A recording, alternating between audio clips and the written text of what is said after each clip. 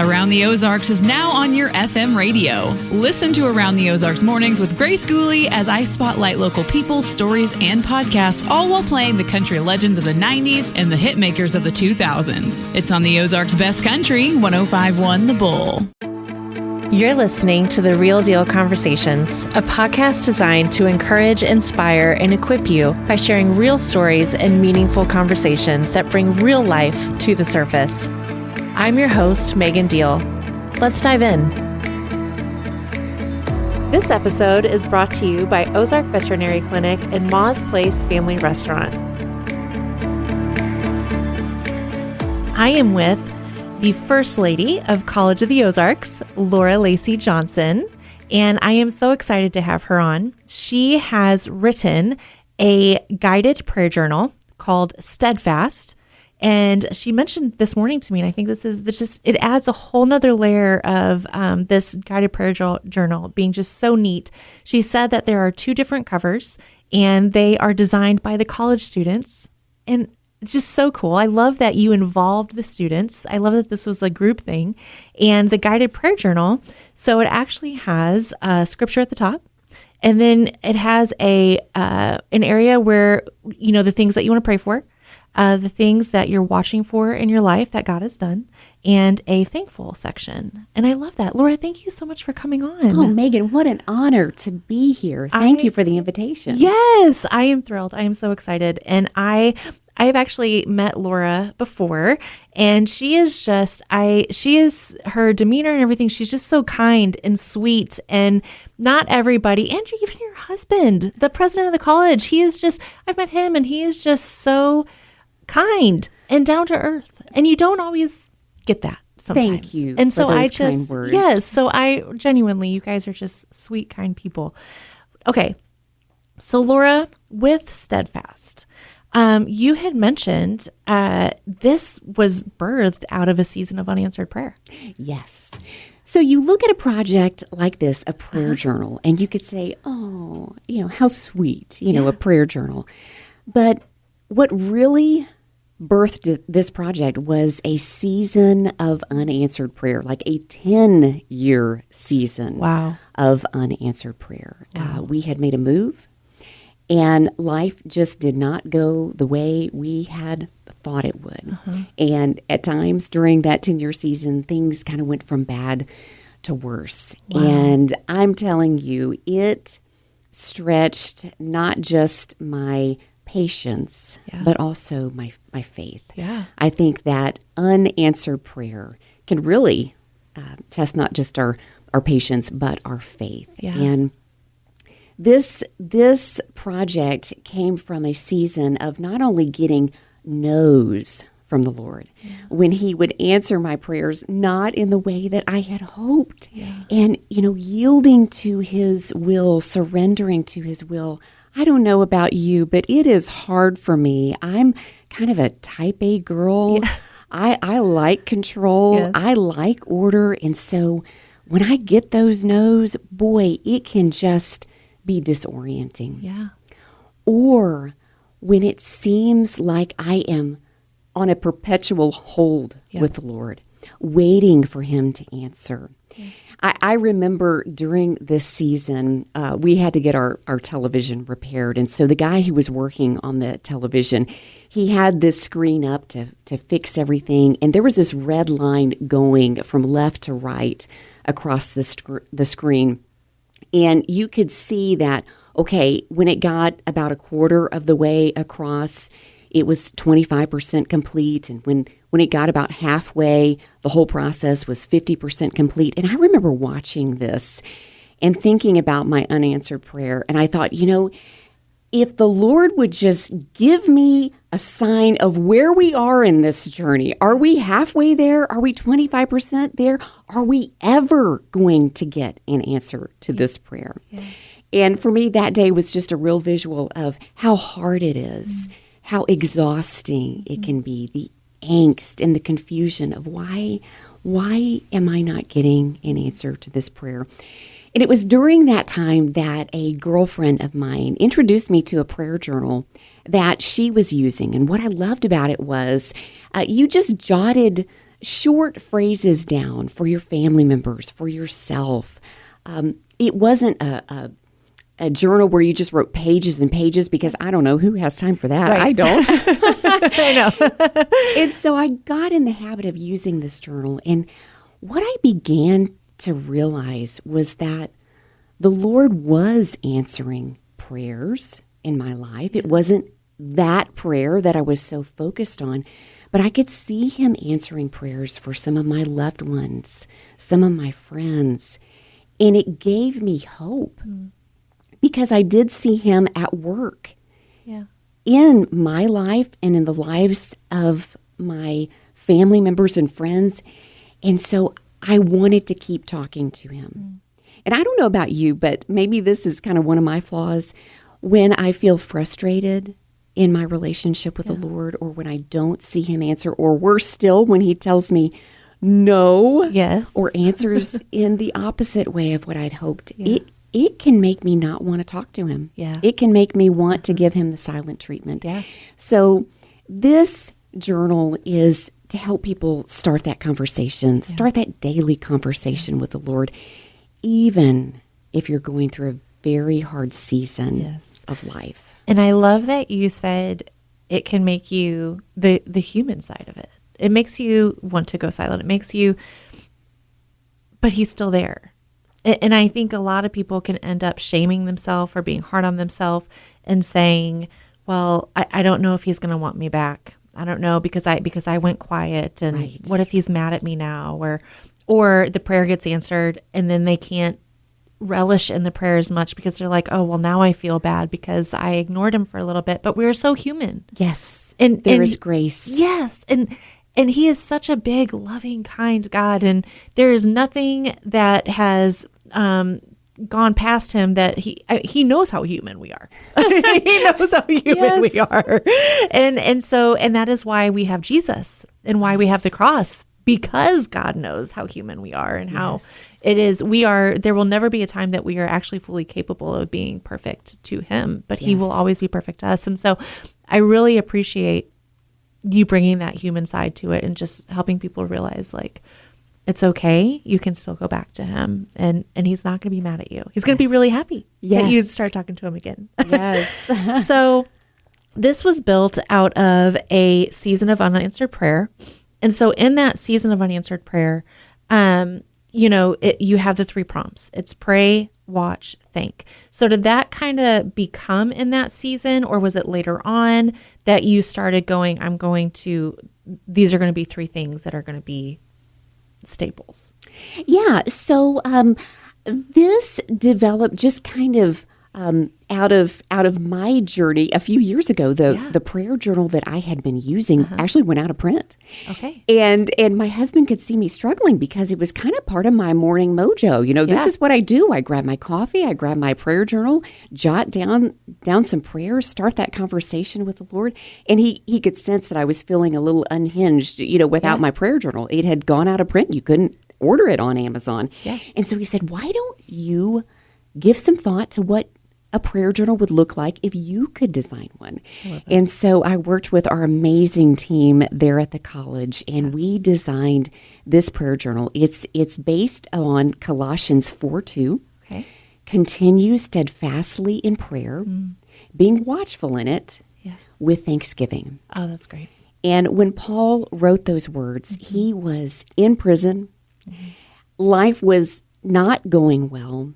And here he is encouraging the Colossians to continue steadfastly in prayer. His circumstances were not going well, but he wanted them to continue that conversation with the Lord. And so each day is very simple. There are 3 aspects to the journal pages. The first is we pray. And as you enter this time of prayer, you allow yourself to be still and consider what's on your heart. You ask, how do you want God to intervene in your life and in the lives of those you love? And you just use the space to write your prayer request, not only for yourself, but also for others. And I really think it's important to include yourself. Sometimes, especially we women, Yes. we're always about our people, about our children and those we love, and that's great. But I also think it's so important for us to be honest and say, Lord, this is where I am. This is where I'm struggling. Would you intervene? Yeah. Would you give me the grace as I'm talking to my friend Annie? Would you give me wisdom as I encounter conflict at work? Would you breathe new life into my fear-filled lungs? Yeah. And so that first part is we pray. We list out our prayer requests before the Lord. And then there's a section called watch. Going back to that Colossians 4:2 verse, we watch for glimpses of God's presence throughout our day. We look for instances where God's hand is at work. How is he speaking to you, or how is he inviting you to trust him more? Sometimes we hear the echo of God. That's kind of how I see it. Maybe a particular scripture keeps popping up. Maybe you heard it at church, you saw it in a devotional, or maybe it was on a plaque at your friend's office. That's an echo. Yes. And those are times where we need to pay attention to what the Lord might be saying to us. Yes. So that would be an example of watching for God's hand at work. I remember and not all that long ago, I had a very difficult conversation with an extended family member. It was, I heard some harsh words, and it was very hurtful and discouraging. And I just remember going to bed very heavy-hearted. And the very next morning, I got an email in my inbox. It was an email devotional that I subscribed to. Yeah. It was based on Proverbs 19:11, and it talks about forgiveness and overlooking an offense. And I thought, wow, I think that is a nudge right from the Lord for me to not get bitter and to overlook this. There were some things going on in that person's life, and they needed some grace too. And this was a time for me to overlook and not harbor offense. So that's an example of watching. Okay, here's the thing. I think so many people think those moments are coincidence. And so they shrug them off. And I, like you, am such a firm believer that those are I call them little winks from the Lord. Yes. And I think because so many people think they're coincidence and they shrug them off, they're missing all the moments that, especially, people go, well, I don't believe in the Lord. I don't see him like you do. But he's been there. He's there. He's there throughout your entire day. But because you're not watching through that lens and you're viewing it as coincidence, you're missing him. Yes. And so I love that. And I'm with you. I think that was a firm wink from the Lord, or an echo from the Lord. Yes. So then we have being thankful. Yes. And so with the being thankful section, do you want to give us a little overview of that? I do. So these are just 3 quick lines here where we pause and reflect on areas of gratitude in our life. Where have you witnessed God's kindness, provision, or love? And so here we just name 3 blessings, big or small, that fill our hearts with gratitude. Maybe it's having food in the refrigerator. Maybe it was just the bright sunshine. Maybe you got a note of encouragement from a friend. Whatever it is that just fills your heart with gratitude, I think that is such an important way to start our day, end our day, do at lunchtime, just being thankful. The world can be so heavy. And so discouraging. We have seen that in recent weeks, recent days. The news can just really get us down. And so I think it's important that we take some time to be thankful, just as Paul encouraged us to. Continue steadfastly in prayer, being watchful in it with thanksgiving. I love it. And, if anyone's listening and you're thinking, but I don't know, I don't even know what to pray for, or I don't even know what to, so I was thinking with mine, because I received a copy of this several weeks ago. And I actually, by the time I started my prayer list, I was like, I don't know I got this. I can pray for this. I actually started, and then all of a sudden I was like, oh, I have so much to pray for that I ran out of lines. And so don't say, well, I don't know what I would even pray for. It's putting the pen to the paper, and then all of a sudden you're like, oh, I have a lot to pray for. And I think it's the same thing for, the things that God did, and then being thankful. You think of one, and then all of a sudden you're like, oh, wow, there's a lot I have to be thankful for. And it really does. I'm not going to get into the science of it, but this stuff actually helps your brain wiring. Yes, it does. Especially when you're in a hard season, depression or anxiety. When you do this stuff, you're actively being intentional and changing your brain wiring. So that's actually kind of cool too. Yes. One thing I love is just going back in my journal and remembering, oh, I prayed about that. Yes. And flipping back through and seeing, wow, yeah, I prayed about this months ago, and here it is, the answer to my prayer. I think that's a way that our faith grows. Yes. I remember growing up, there was this mirror in my grandmother's house, and I was just kind of enamored by it. And it really wasn't so much the mirror. It's what my grandmother did in front of the mirror. Yeah. So brown rectangular mirror, nothing noteworthy about it, but my grandmother, she was petite and poised, and she would stand in front of that mirror. She'd clip on her earrings, smooth her hair, and add a swipe of her signature red lipstick before heading out the door. And I remember thinking, oh, if I could just be tall enough to look in that mirror. Yeah. She was only like 5'2", but when you're a little girl growing up and you go to her house and you see that and you think, oh, I just can't wait for the day when I am able to emulate that same routine. And I remember I was 11 years old, and the day finally came when I could stand up on tiptoe and look at that mirror. And I thought, wow, I have arrived. I have grown. And I don't know about you, Megan, but I love to see the evidence of growth. Maybe for you it was your parents might put the pencil marks on a door frame to measure your height. Or maybe you could reach finally to the top shelf of the pantry. But we all love those moments when we can see, I'm growing. And for me, that mirror was a testament to the fact that I had grown. Yeah. And in much the same way, a prayer journal is evidence of our faith growing. Yes. Little by little, through the struggle, through the even seasons of waiting, seasons when maybe the Lord didn't answer exactly the way that we had hoped. It's all there. Yeah. And when you flip back, you can see his tender care. Yes. You can see how your faith has grown through that process. So for me, the prayer journal is kind of like my grandmother's mirror. Yes, and it is. It's empowering. When I go through hard seasons, I look at, and it's biblical. In Jehoshaphat, do you remember Jehoshaphat? They were up against a war, and our eyes, we don't know what to do, but our eyes are on you, because they knew what he did before. Yes. And they look back, and I think it's so powerful and empowering. And my pregnancy, so I'm in my 4th pregnancy, and every time I had I forget how to say it, but it's like hyperemesis, gravidarum. It's like that severe nausea in my first 3. And so now I'm like going through it, and I'm going through, this pregnancy, and it's just a current situation, and I keep going, nope, I got through this before.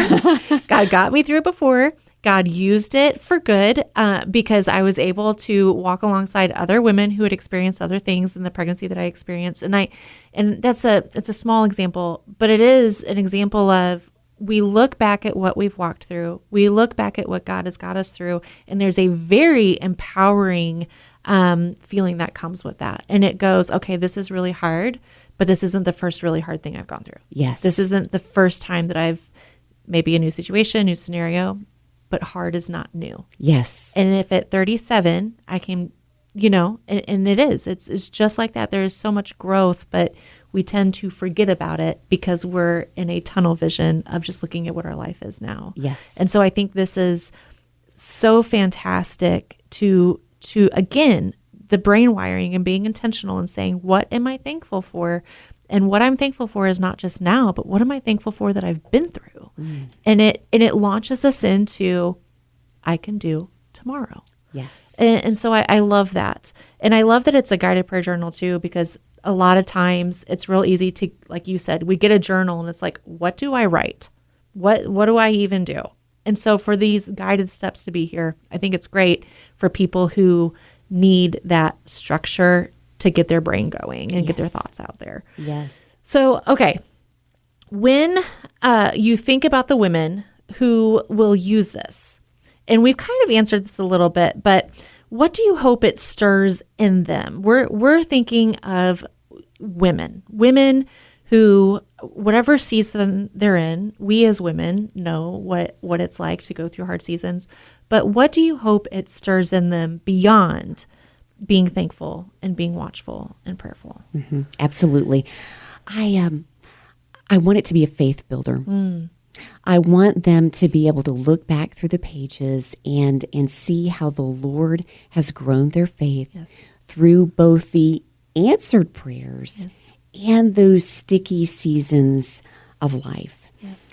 I was in the cafeteria one morning as I was working on this journal, and so there was a sweet upperclassman student, female student, who had asked me, Miss Laura, what are you working on?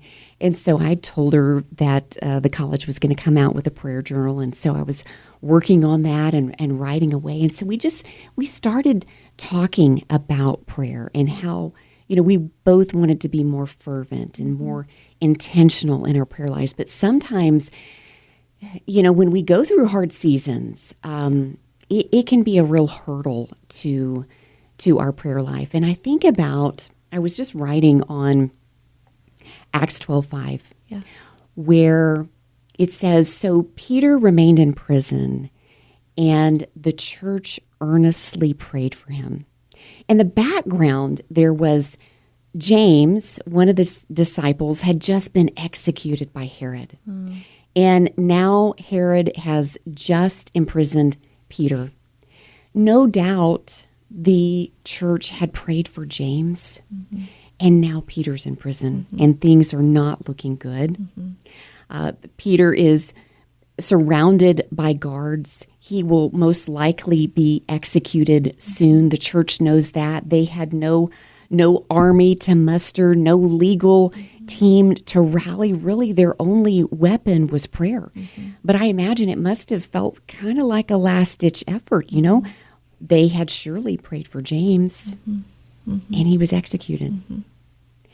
And so while those believers must have hoped for a miracle, they probably braced also for a funeral. And so when I look at Acts 12:5, where it says that the church earnestly prayed for Peter, they had this terrible unanswered prayer, this no. They had prayed for James, and look what happened. It must have been one of those situations where you go, well, I'm not sure that prayer really works. It didn't seem to work for James that time. And we all have those times in our life where we're like, I'm not sure that prayer really works. When I was researching that passage, I was really struck by the word earnest. What does that mean? So I went to the Greek, and I can't even say it, but it means stretched out or intent. So let me give you a few word pictures. It means, think about a gardener intent on pulling up the root of that weed. Think about a parent whose fingers are stretched out and they're reaching to grab a child who is maybe walked out in danger, walked out into the street. They're pulling that child back into safety. They're stretching out. Or think of a marathon runner stretching to the finish line. Their lungs are burning, their legs are aching, but they are stretching. That's what it means to have that earnest type of prayer. And Megan, don't you just know that there are times in our life where we have to stretch out, we have to be intent. And I think in this day and age, we have seen some very heavy recent events in the news. And it would be very easy, just like the early church, when what happened to James could now happen to Peter. We all have those situations.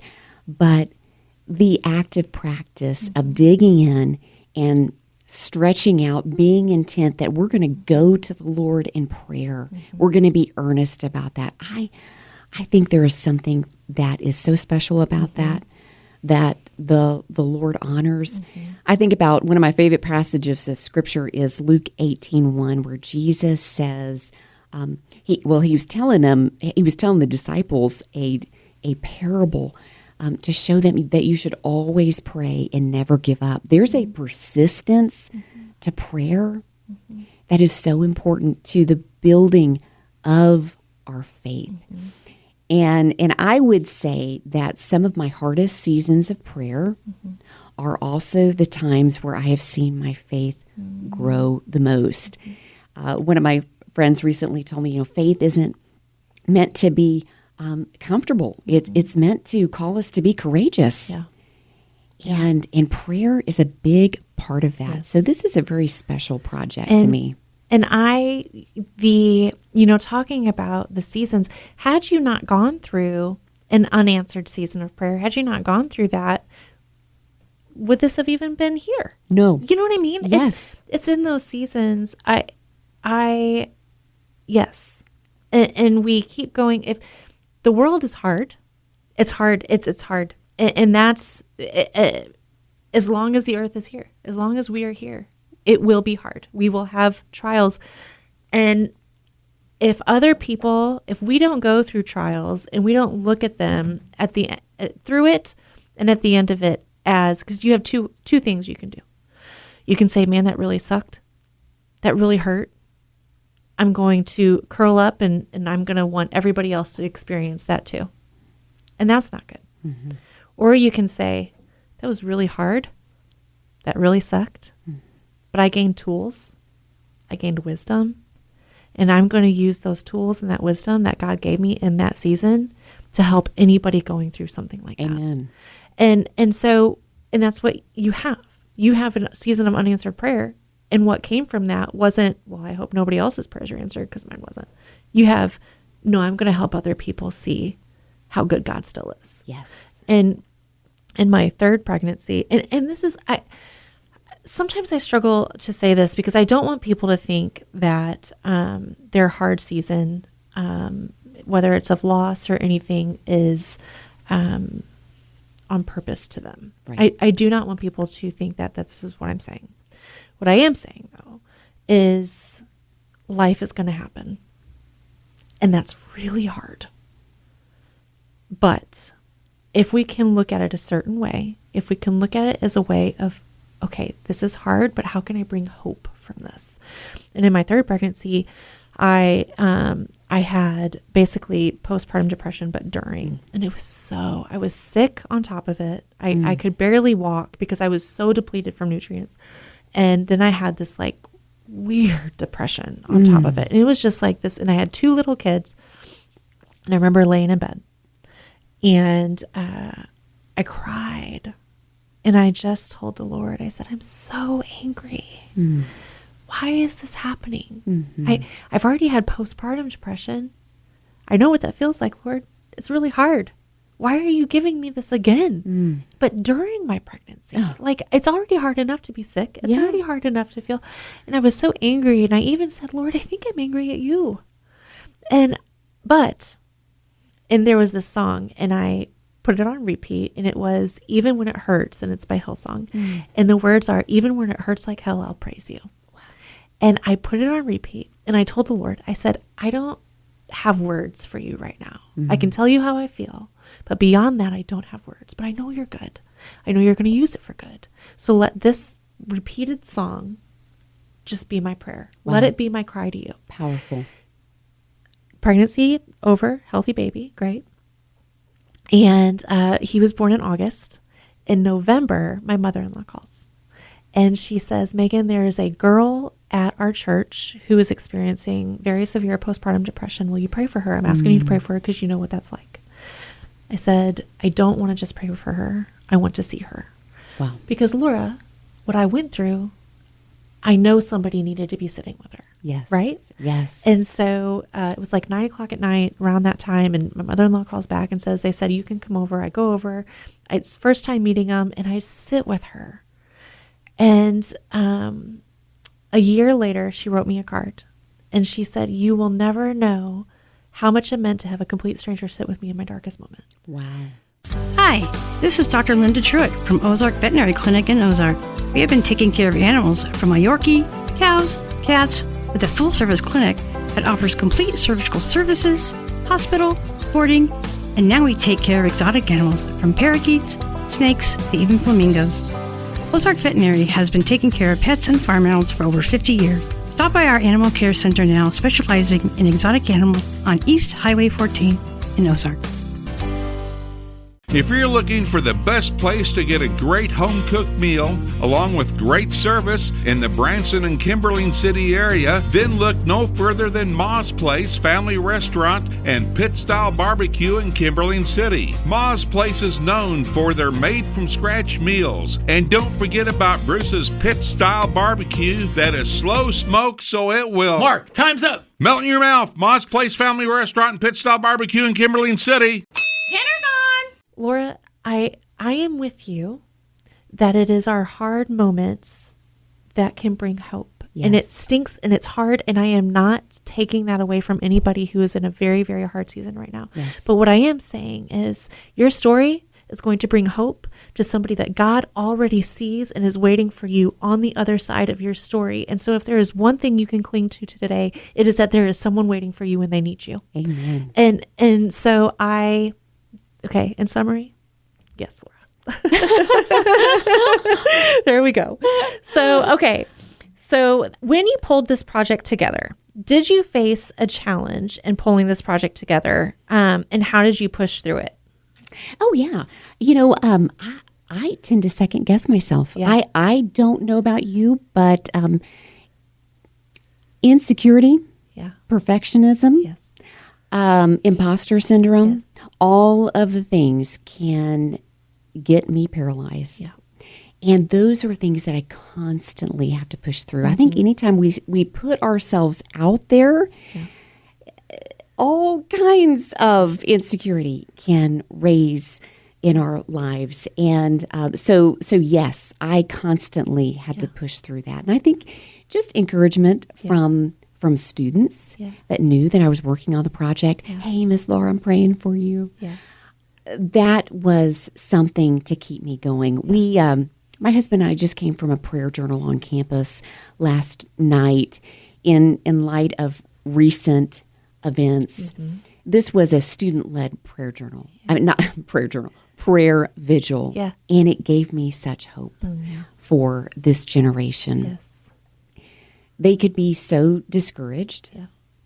They could see a loss of hope on the horizon, but yet they are standing up, saying, we're going to take these circumstances to the Lord because our hope is found in Him. Yes.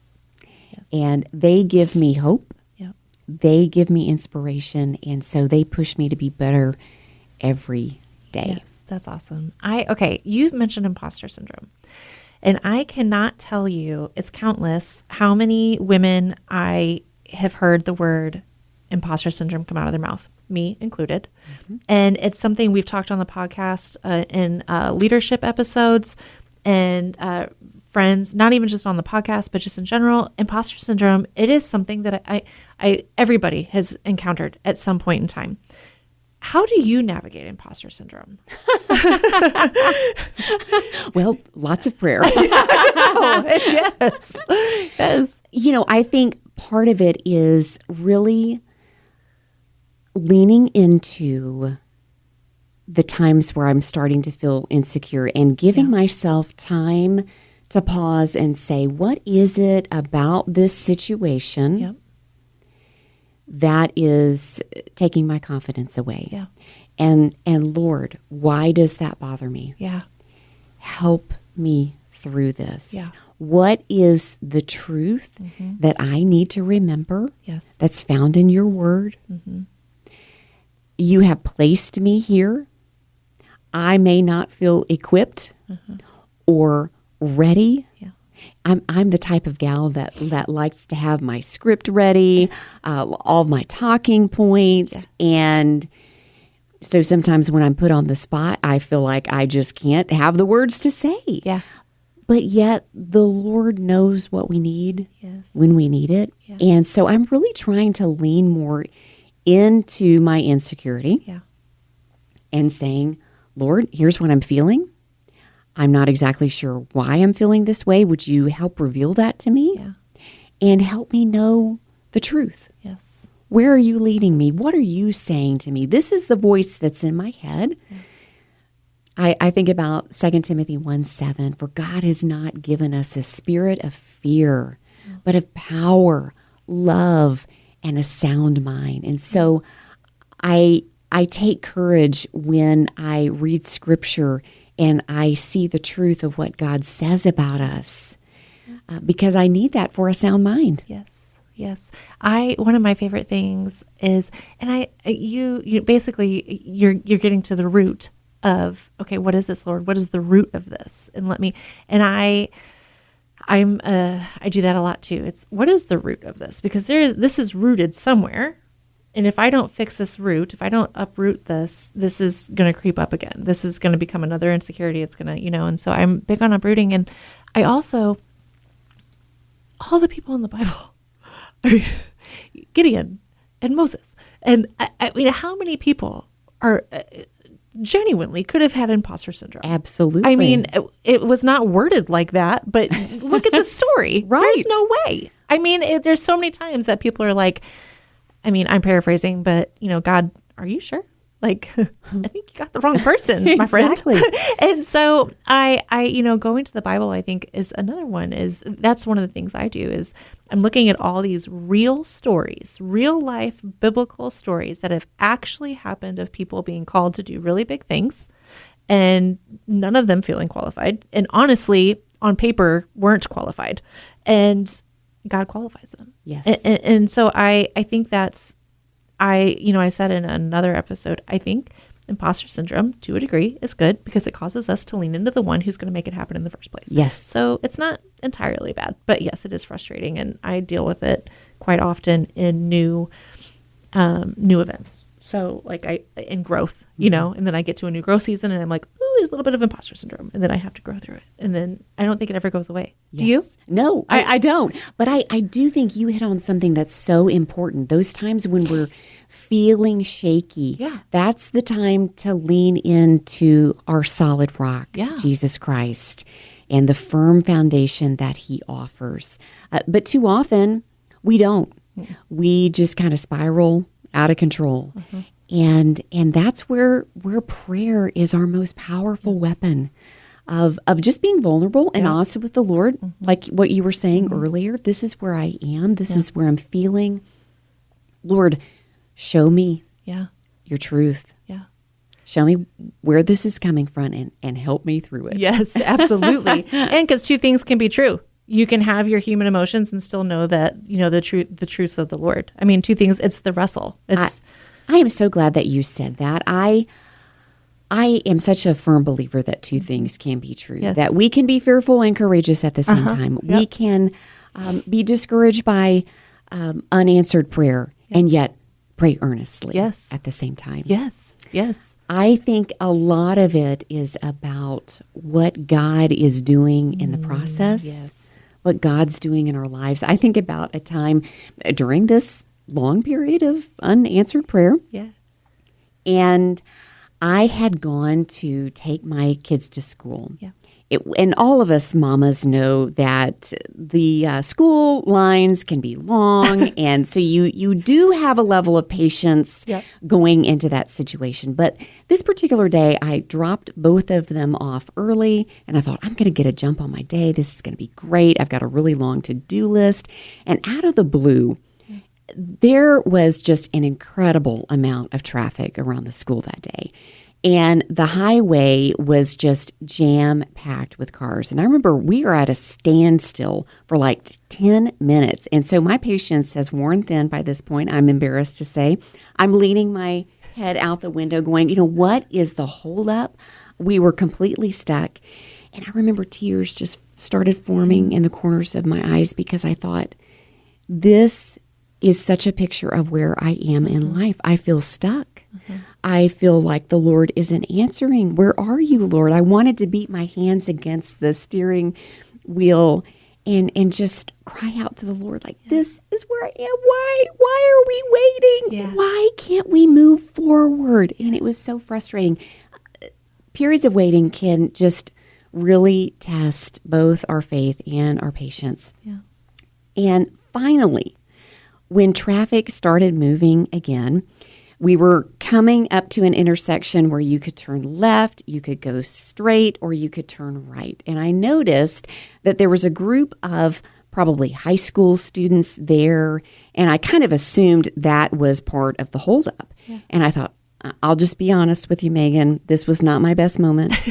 But I thought to myself, this is probably a school fundraiser. I don't have the time or money for a school fundraiser. And you could tell they wanted you to roll down the window. And I thought, I do not have cash in my purse. I do not have time for this. So I just faked a smile and went on my way to the right. I turned right. Well, later on in the day, I found out through social media that those students were part of a goodwill campaign. And they were giving away 2 bouquets of flowers. Oh my gosh. One for you to keep, and then one for you to give to a friend and brighten their day. Oh my. Now, Megan, when I found that out, I just thought, Laura, you have missed an opportunity. I love flowers, and I could just kind of feel the Lord just kind of chuckling at me because he knows that I love flowers. And I thought, God is often doing something great in the middle of our wait. Yes. But sometimes we get so frustrated like I did that day, wanting to just, beat my hands on the steering wheel. Why are we at a standstill? Yeah. Why are we stuck? Why are we still waiting, Lord? But He was already lining me up for something great. Yes. Yeah. Those flowers, not just one, Yeah. but 2 bouquets of flowers. So I think that's something that we can hang on to when we're in a season of waiting, that God may be doing something great in the middle of the wait. We just can't see it yet. And to so hang on. Yes. Oh, that's so good. Oh, I love that. It's, yes. I was just thinking while you were saying that, I'm like, isn't that just the truth, though? We get so focused and then we just miss what the Lord is trying to, just like the little bit of hope. He's there. He's like, hey, I'm about to give you some encouragement. But we're just so stuck on, but isn't that just humanity? It is. It is. He's ready to bless us, and yet we're just trying to move on. I know. It's so true. Okay. So if someone is feeling a nudge, to create something, to do something, and they're kind of alone in it, they don't have the encouragement surrounding them, they don't have, the army of people surrounding them, or they do, either one, but what would you give somebody who feels a nudge from God to create something, but is struggling with the self-doubt, is struggling with, what if it's not perfect? I'm a perfectionist. If it's not perfect from the beginning, why start? Amen, it's really, sister. it's struggle. All right. And so what would you say to them? The first thing that I would say is lean into the believers around you.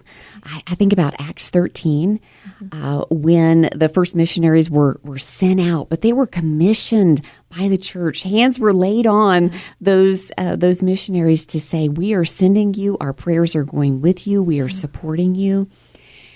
And I think sometimes we have to borrow the faith of someone else while we're still gearing up our own faith.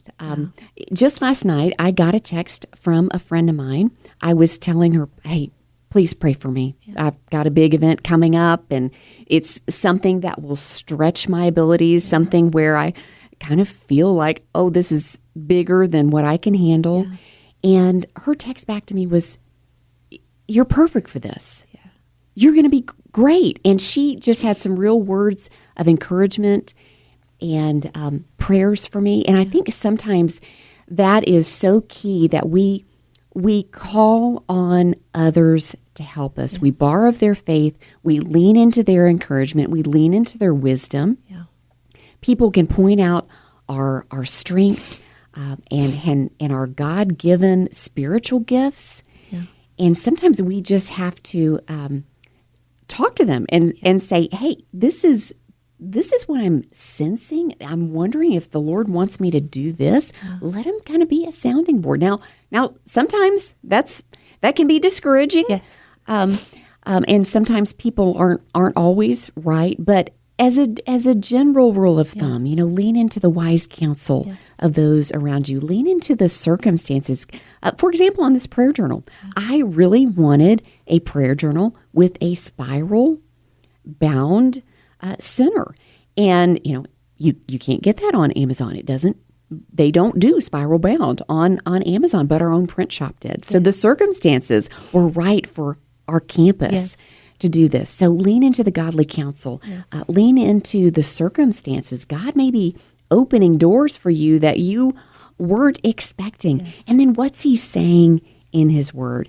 If you're leaning into his word daily, there will be some clues along the way, some breadcrumbs that he's leaving you to guide you. I think about Psalm 32:8, where the Lord says that he will guide us with his eye upon us. How encouraging. Yes.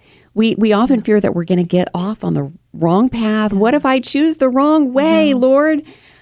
But he promises to lead us with his own eye upon us. And I don't know about you, but that brings my heart such great hope and encouragement. Absolutely. And I as we're kind of talking, I'm thinking too about maybe women who think that they're past their time to start. Yes. And so many, and that doesn't mean somebody who's a senior citizen. I mean, there's somebody in my 30s, I'm 37, and there's some things that I wanted to start. And I'm like, but did I miss the mark on like when this is trendy for my age? But, and I want to encourage you that the disciples were past the age in which to be chosen. And I love that. I love that God chose people who were past the age to typically be chosen, because it shows us that there's no age limit to starting anything. Exactly. And I think I really just love how God designed so much to really just be like future glimpses of, things like that, nuggets for us. Like, hey, I'm choosing things that are out of the norm in order to show you that I don't work in the norm. And I love that. I do too. So if you're, that would be my encouragement to you, is if you're stuck and you're like, I don't know if I should move forward. I don't know how many times I need to say it. Go to people in the Bible and look at their life, look at their circumstances, look at their responses, and then and study the history of them, because you have to study their history like the disciples. It's not just and go, oh, they were past the age, and then see how God responded to them. And I don't know. I think there's so much potential out there that is being wasted because we're scared, or we don't have the community, or we don't have, and I would say too, and Laura, if you have anything to say, add to this, because some women are looking for that godly community. And so how would you encourage them to find their godly community? I would say life groups is one way. Yes. How would you say that? Absolutely. Find a local church and get involved. This world needs you, and the church needs you. We need your gifts. We have all got to work together to push back the darkness. Darkness cannot conquer the light. That's the beauty of it. And I think when we have more lights shining, the world is just a better place. So find your people, and sometimes that's hard. But keep at it. I think about my grandmother. She used to say, to have a friend, you must be a friend. And so I encourage our college students to just keep reaching out to people. How are you doing today? No, really, how are you? Because sometimes the initiative is what starts that friendship. So keep taking the initiative to check on people, to offer a word of hope, because that's how you're going to find your people. Is encouraging them. That encouragement is going to come back to you. So just keep at it, keep shining the light, because this world needs you. Absolutely. Absolutely. Well, Laura, I would like to also ask you, as the wife of the president of College of the Ozarks, you carry a unique role. And so how do you balance leadership, support, and your own personal calling? Well, every day is different, and some days I probably handle it better than others. Yeah. A lot of people ask me, Laura, what do you do every day? And every day looks different. Maybe we are hosting donors or hosting groups. We do a lot of hosting. We have about 1,000 people through our home every year. Wow. Lots of student groups, alumni. Something fun is always happening at the college. And one thing that I think is important for us, particularly as women, is just having some healthy rhythms in our life. For me, it's trying to exercise in the morning, even if it's just 10 to 15 minutes stretching. I like to multitask. So a lot of times my earbuds are in and I am listening to maybe a prayer app, or I'm listening to some Christian music, whatever it is. Maybe I'm listening to the Bible recap, whatever it is, to get both my spirit alive and also my body alive. So healthy rhythms. I think it's important that we really try to help our calendar as much as we can. Sometimes we just bite off more than we can chew. I am really guilty of that. So that's something that we're working hard in our household to just realize our limitations, because God works through our limitations. You know, when we think that we can do it all, we think we're like God, and that's not good. We have to say, Lord, I'm limited. Where do you want me to focus today? And I want to go in your strength and do it, and not my own. It's nice to hear you say that, because I struggle with that. I mean, my problem is I'm 100 miles an hour. It's how I operate. I don't know how to operate at a slow pace. I wish I did. I would love to. I genuinely would love to find balance in some way for that. But I'm wired to to just go hard, go fast, you know. And so then whenever I finally do get intentional and I'm like, I'm going to cut things out, I'm going to cut things down, so that I can have time to rest. And then I get that time to rest. And then all of a sudden I go, oh, well, now I have this open time. And so I'm like, let me add more to my plate. And I just totally countered everything that I was trying to do. And it's something I currently am dealing with. Okay, Megan, you've got to find balance, how to find balance. So it's nice to hear, like, okay, I'm not the only one, and as you were saying that, I'm like, okay, there's some things that she's doing, and I can, being intentional or stretching in the morning. That sounds simple, guys, but I actually stretched the other day because somebody had mentioned that, and I was like, that was really relaxing. It's like got my blood flowing. And so anyway, basically what I'm saying is real time over here problem, listening to you and going, okay, so if Laura can also be somebody that is a go-getter and she's doing it, I can balance out too. My husband says that I have two modes of operation, high and off. There's really no in between for me. It's either high or off. It's a thing. It really is. And I'm like, oh, I've got to learn balance. But have you learned balance? I don't know that I've learned balance. Okay. I think I've learned better rhythms. Okay. I'm going to throw a wrench in this, and I'm going to ask you, what are some rhythms? Genuinely for me, and I know if I'm asking, there's probably 20 more people asking. So what are some rhythms? Yeah. So my morning rhythm and my evening rhythm are something that actually my husband and I both really fight for. And this is a new development as of this year. Okay. And it birthed out of just realizing that we are limited and we cannot do it all. And if we don't, it's going to just eat us alive. Yeah. And so like in the evening, we have some time where we intentionally gear down. We turn off the phone notifications. Yeah. We sit still. or even just lie still. I know this sounds odd, but we just lie still for about 15 minutes before we go to bed every night. We listen to a particular prayer app together. So it's a prayer that we listen to. And one of the things that we intentionally do is during that time, we don't talk about work anymore. We don't talk about the kids anymore. We don't talk about all the stresses anymore. One of our problems was letting all of the things creep right up to the time that we were crawling in bed and even in bed because we're still looking at the problems for tomorrow. And so we just kind of had to say, okay, enough. Okay. We've got to be human. We've got to turn it off. So like the last 30 minutes of our day, and sometimes that's really late. We have late night banquets. We have late night events, but we're pretty committed to it. Yeah. and so we are quiet. Okay. We are still. We are listening to just kind of how we're breathing. Yeah. And then we pray. Okay. But we intentionally do not talk about work, kids, any type of problems. It's a silent time where we're together, but we are intentionally gearing down. Okay. And then in the morning, we both kind of have a morning routine where we're focusing on both our spiritual health and our physical health.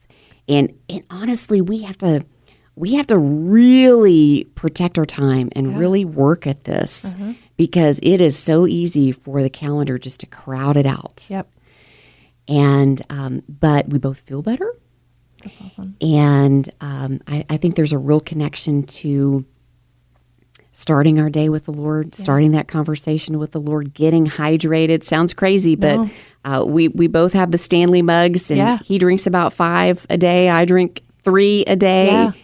And there's something to staying hydrated, to starting our conversation with the Lord, and then just doing a little exercise. Yeah. Get moving. Okay. I am taking mental notes because obviously if you guys fight for that time, it's working. So I'm taking mental notes.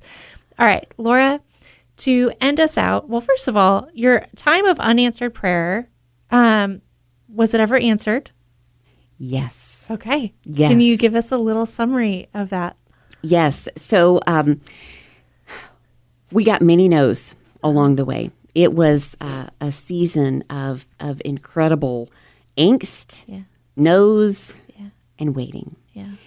And it was very much kind of like an Acts 12:5 moment that when the answer came, it was beyond our wildest imagination. Yeah. And I love that passage in Acts because the believers did not believe that Peter had actually been released from prison, that the Lord had actually answered their prayer. And there he was standing at the door, knocking, waiting to be let in. They're like, no, you're crazy. He's not at the door. But sometimes when we continue to persist in prayer, we may open the door to the greatest surprise of our life. That's so cool. And that's what the Lord did for us. But we had a lot of heartaches along the way, a lot of no's. Yeah.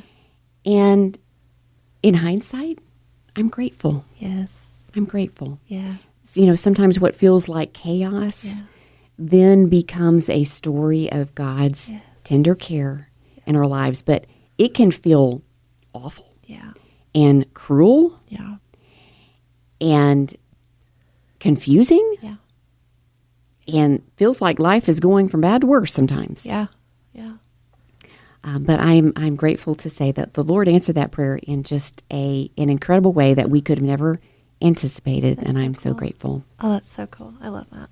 Well, Laura, if there is one thing that you, speaking to our listeners, if there's just one thing that you would leave them with, encouragement, hope, or just something that you just want them to hold on to. If they're like, I was in and out listening on my car ride. I didn't hear it all. So if you're like, that's fine. Just one thing. I just need you to know. What is it? Keep praying. Oh, so good. Keep talking to the Lord, even when you don't know what to say, when you don't think it sounds right, when maybe you're mad at him. Yeah.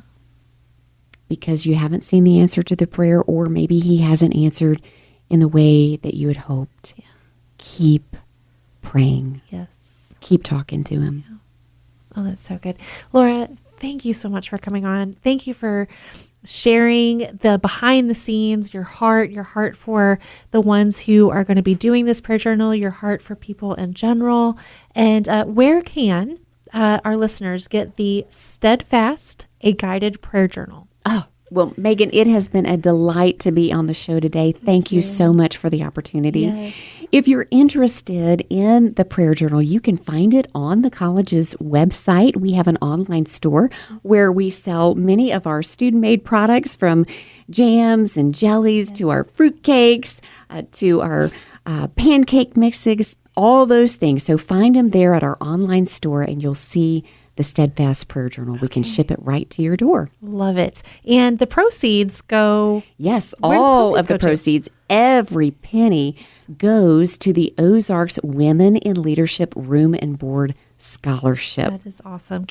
I know what that is. Can you explain a little bit to our listeners what that is? Absolutely. Well, you know that College of the Ozarks is so unique.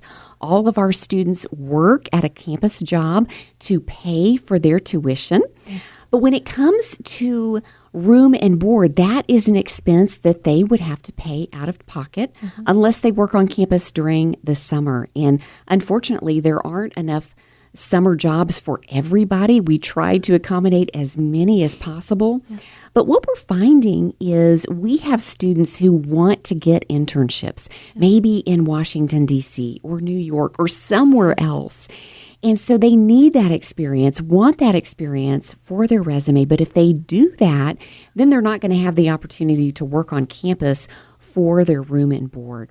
So the Ozarks Women in Leadership Scholarship will cover that room and board payment for students who have internships away. But of course, we got to have the scholarship funds to do it. So all of the proceeds, every single penny, goes to benefit that scholarship fund. I love that. That is so cool. And the Ozarks Women in Leadership, there are different speaking events, different luncheons that people can grab tickets to and sit in on and learn a little bit more about. Anyway, all of that, go to College of the Ozarks, their website. You can get all the details on that. But it's great. It's fantastic. Laura, thank you. And thank you, Megan.